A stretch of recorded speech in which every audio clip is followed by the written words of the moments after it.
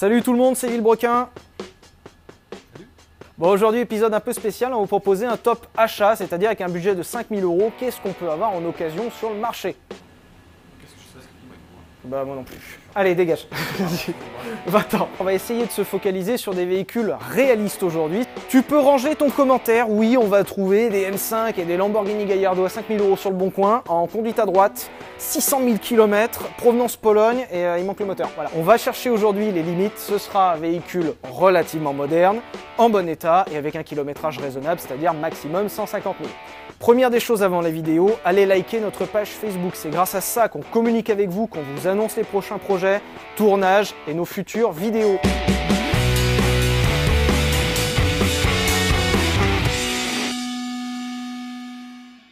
On commence avec la catégorie des citadines. On va passer rapidement dessus. Reste que pour moi, dans un budget de 5 000 €, la citadine la plus homogène qu'on trouve, c'est la Clio 3, qu'on va principalement trouver en diesel sur le marché. C'est à l'époque où le diesel se vendait bien, même sur la citadine. C'est une voiture homogène, de l'habitabilité, c'est bien fini, globalement fiable. Franchement, c'est une super synthèse pour une voiture. Le mauvais choix, enfin la voiture que je vous déconseillerais, c'est la concurrente directe, c'est-à-dire la Peugeot 207. Qui n'est pas une mauvaise voiture, mais qui je trouve est une moins bonne synthèse que la Clio, parce que c'est moins fiable, ça tient super bien la route, mais c'est pas très habitable. Donc, à mon sens, la Clio reste une meilleure synthèse. On passe à la catégorie des berlines compactes et on va trouver la Renault Mégane 3. Encore une fois, c'est une Renault, même si j'aime pas trop Renault. Je dois reconnaître que la Mégane 3 est une super synthèse. Ça tient bien la route, c'est bien motorisé, c'est globalement fiable et c'est pas cher, c'est économique. Donc la Mégane 3 est une bonne synthèse et on en trouve pas mal autour de 5 000 €. C'est un bon choix. Un autre choix aussi dans la catégorie, certes un peu plus ancienne mais un peu plus premium, la Volkswagen Golf 5 qui représente aussi une super synthèse. C'est une voiture qui fait à peu près les choses bien partout. Elles sont en général un poil plus chères ou un peu plus kilométrées, mais c'est globalement de bonnes voitures aussi. La mauvaise idée dans cette catégorie, pour moi, ça reste, et je suis désolé pour le groupe PSA, j'aime bien les voitures qu'ils font, mais le duo 307 et C4, je ne peux pas décemment conseiller ces voitures, parce que la fiabilité est franchement, faut dire ce qu'il est, catastrophique. 307 et C4, c'est la même plateforme technique. À choisir, privilégier les remplaçantes, 308 et C4-2, qui sont quand même plus fiables et plus au point. En général, un peu plus chers.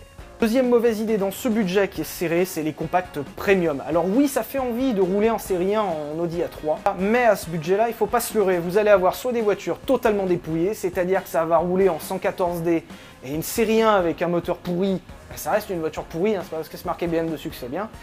Ou alors, vous allez avoir des voitures franchement fatiguées ou kilométrées. Et encore une fois, les frais vont se présenter. Réservez les compacts premium à des budgets un peu plus élevés, on en reparlera d'ailleurs dans notre vidéo pour les 10 000.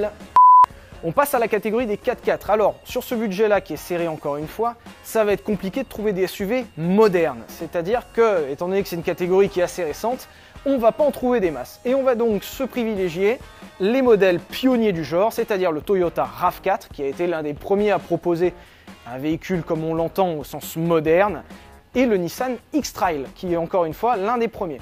Alors dans leur catégorie, les RAV4 et X-Trail ne sont franchement pas trop mal, c'est des véhicules très confortables, sympas à conduire, très habitables, relativement solides. Après, c'est pas non plus extrêmement moderne et extrêmement sympa, reste que pour ce budget-là, on n'a pas trop de choix. Attention quand même aux motorisations diesel sur les deux véhicules qui sont globalement moins fiables que les équivalents en essence. La mauvaise idée dans la catégorie, c'est les 4x4 premium, c'est-à-dire les ML premier du nom et X5 premier du nom. Alors ça donne super envie de rouler un X5 pour 5 000 €. C'est des voitures réussies, ok, mais à ce budget-là, vous n'allez trouver que des gros moteurs essence. Et à un moment, si c'est à ce prix-là, c'est parce qu'il faut assumer. Et à un moment, la consommation d'un X5 V8 essence, vous avez déjà pas de budget, pas le mettre dans l'essence quoi. De même que l'entretien et l'assurance, c'est des voitures qui coûtent franchement cher. Donc gardez ces véhicules encore une fois pour des budgets un peu plus élevés, même si dans l'absolu c'est des bonnes voitures. Dans la catégorie des sportives, pour un budget de 5 000 €, on va se diriger plutôt vers des petites GTI, c'est-à-dire qu'on va pas avoir de voiture avec des grosses puissances, mais on peut quand même avoir du fun. Je vous conseille un duo, la Saxo VTS 16V et la 106 S16 qui était équipée de 1600 de 120 chevaux, quand même pour une tonne, ça envoie pas mal.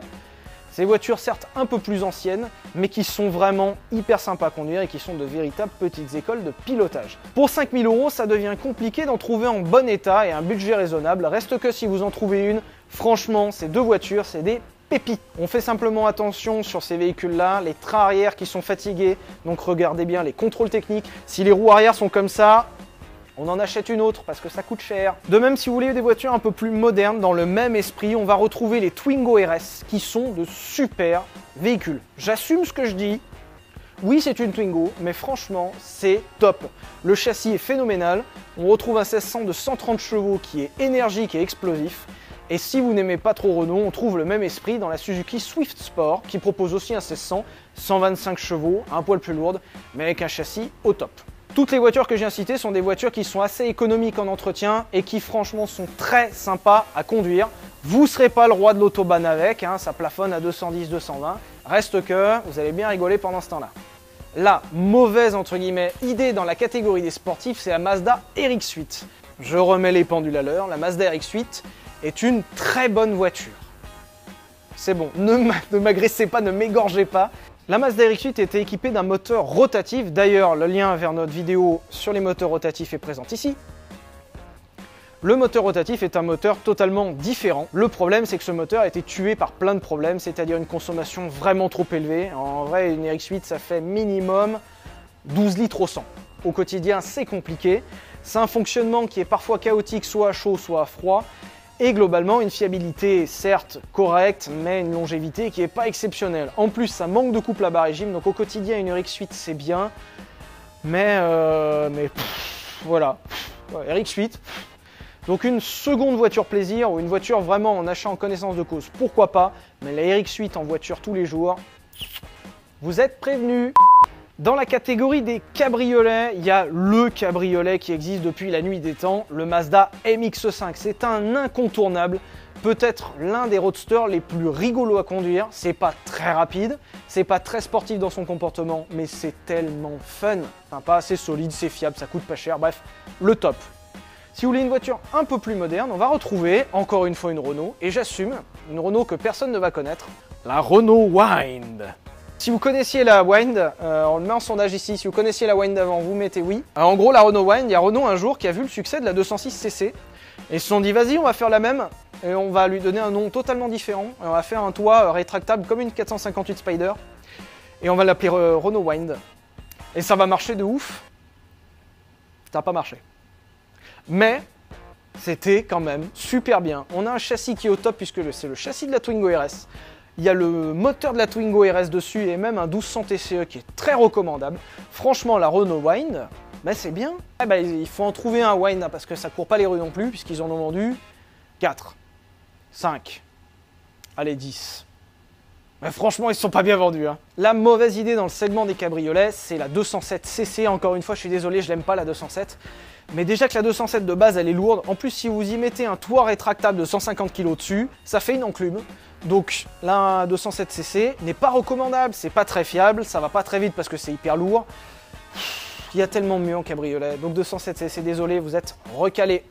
Dans la catégorie des routières, là ça va être un petit peu compliqué de garder une voiture avec un kilométrage raisonnable. Évidemment, on trouve les sempiternelles allemandes, les reines de l'autobahn. Donc pour rester dans des catégories raisonnables, on va trouver la Peugeot 607. Oui, j'assume, personne n'aime la Peugeot 607, et ben moi j'aime bien, parce que c'est bien, faut dire ce qu'il est, ça tient bien la route. Enfin, au début, elle s'est pas bien vendue parce que ça se retournait. Heureusement, ils ont corrigé le tir, et la 607 est devenue sûre. Reste que c'est une super voiture, relativement fiable, et aujourd'hui qui se trouve à rien. Et on se rapproche dans le confort d'une série 5 ou d'une A6 quand même, pour pas cher. Après c'est invendable, mais c'est bien. Même catégorie en voiture invendable, mais pourtant tellement bien, la Citroën C6, sa cousine, qui est équipée d'une super suspension oléopneumatique qui en fait une voiture hyper confortable et peut-être, je l'assume, l'une des voitures les plus confortables du marché. C'est une voiture même qui a été présidentielle, vous dire le niveau. Alors c'est pas beau, c'est pas hyper fiable non plus, mais c'est top.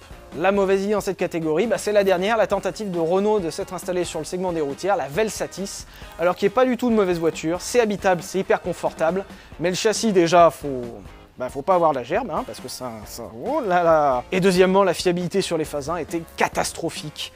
Donc un Velsatis, on l'achète avec des pincettes, si vous en trouvez une bien, ok, mais franchement, faites attention.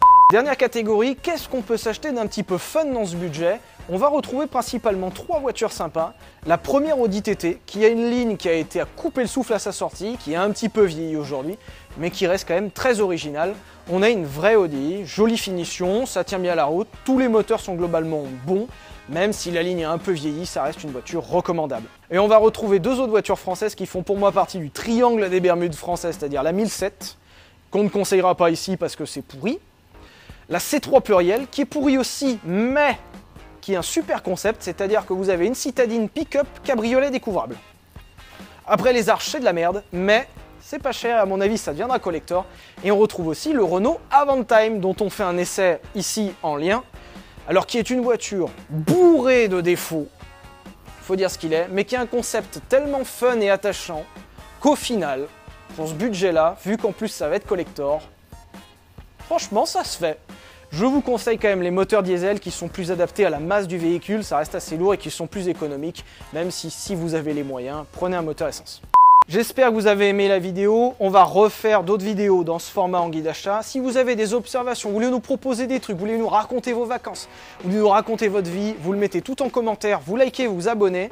On n'a pas cité toutes les voitures possibles achetables en 5000 €, donc fallait faire court.